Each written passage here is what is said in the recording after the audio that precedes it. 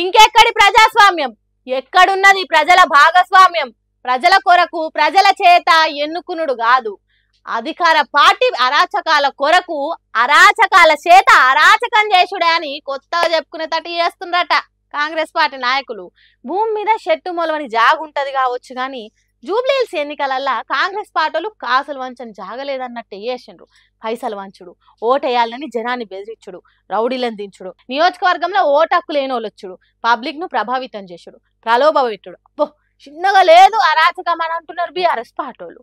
ఎన్నికల నిబంధనలు తుంగల దొక్కి మంత్రులు, ఎమ్మెల్యేలు, ఎంపీలు జూబ్లీహిల్స్ లా కాళ్లకు బల్పాలు కట్టుకొని తిరిగిండ్రు. ఎంపీ మల్లు రవి చూడుండ్రి ఎట్లా తిరుగుతున్నాడు.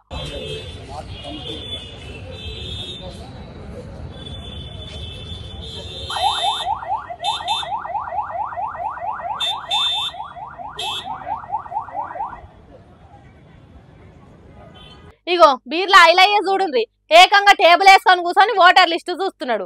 బా జప్త బాండి మీద తిరుగుతున్నాడు.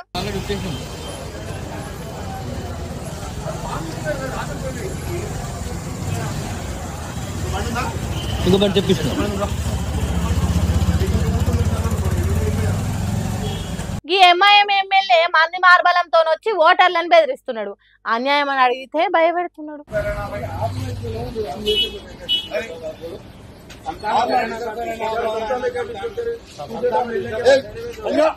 ఇగో కాంగ్రెస్ ఎమ్మెల్యే రామదాస్ నాయక్ హల్చల్ చేసిండు. వీడియోలు తీస్తున్న విలేకరులను బెదిరిస్తున్నాడు.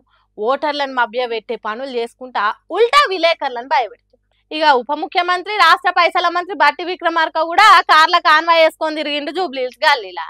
ఇగో ఇక్కడ చూడండి దొంగోట్లేసేదానికి వచ్చిన వాళ్ళను ఏ తిరగ పట్టుకున్నారు. హాగో గట్లున్నది జూబ్లీహిల్స్ ఎన్నికలల్లా ఎన్నికల సంఘం పనితనం. ఇంకొకడ చూడండి కాంగ్రెస్ పార్టీలు పైసలు వంచుతున్నారని బీఆర్ఎస్ పార్టీలు లొల్లి చేసిండ్రు. పోలీసులు చూడండి కాంగ్రెస్ పార్టీలకు ఏ తిరిగా సపోర్ట్ చేస్తున్నారు. వాళ్ళు పోలీసులా కాంగ్రెస్ పార్టీ కార్యకర్తలా అన్నట్టు బీఆర్ఎస్ అడుగుతున్నారు.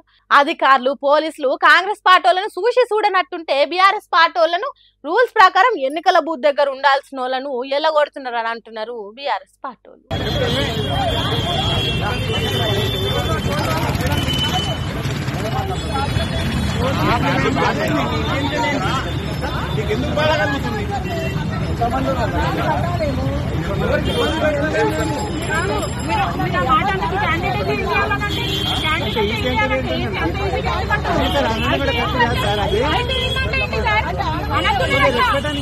బీఆర్ఎస్ అభ్యర్థి మాగంటి సునీతను కూడా అక్కడ ఉండొద్దని పంపిస్తున్నారు.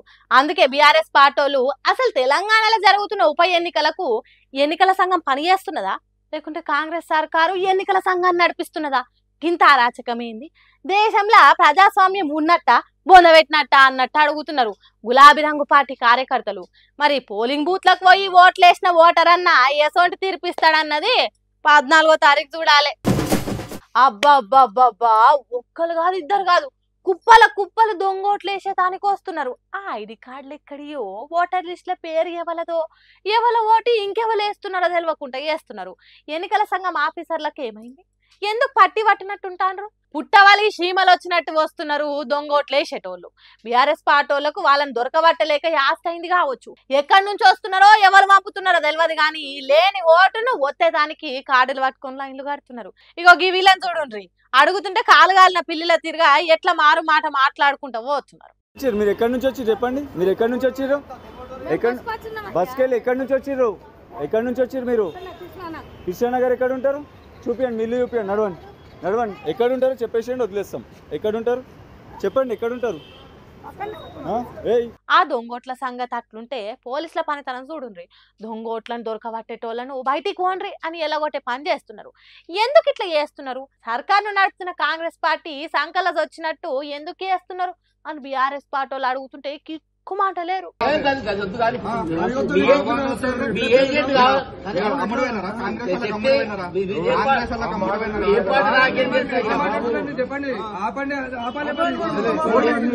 పోలీసుల పనితనం అట్లుంటే ఇక్కడ పోలీసులు పట్టుకున్నామే చూడుండ్రి ఎట్లా మూతికి ముసుగు అడ్డం పెట్టుకొని ముఖం దాసుకుంటాందో. దొంగోటేసేదానికి వస్తే పట్టుకున్నారట. మరి ఎవరు పైసలు ఇచ్చి పంపినరో పాపం దొరికిపోయింది. ఆమెకేం తెలుసు పెద్ద పెద్దోళ్ళ రాజకీయాలు. 1000 2000 ఇస్తే ఖర్చులకు అక్కడికి వస్తాయి కదా అని వచ్చినట్టున్నది పాపం. దొరికిపోయింది. అసలు ఓటర్లు ఓటేయనికి వస్తే అప్పటికే వాళ్ళ ఓట్లు ఎవలో వేసిపోయిందని పరిశాన అవుతున్నారు. చూడండి ఏ తిరగసాయిని జూబ్లీహిల్స్ ఎన్నికలు కింత సక్సెస్ఫుల్ గా ఎన్నికలు నడిస్తే ప్రజాస్వామ్యం పచ్చగా 10 కాలాల పాటు బతికి బట్టట్టుడు ఖాయం కదా.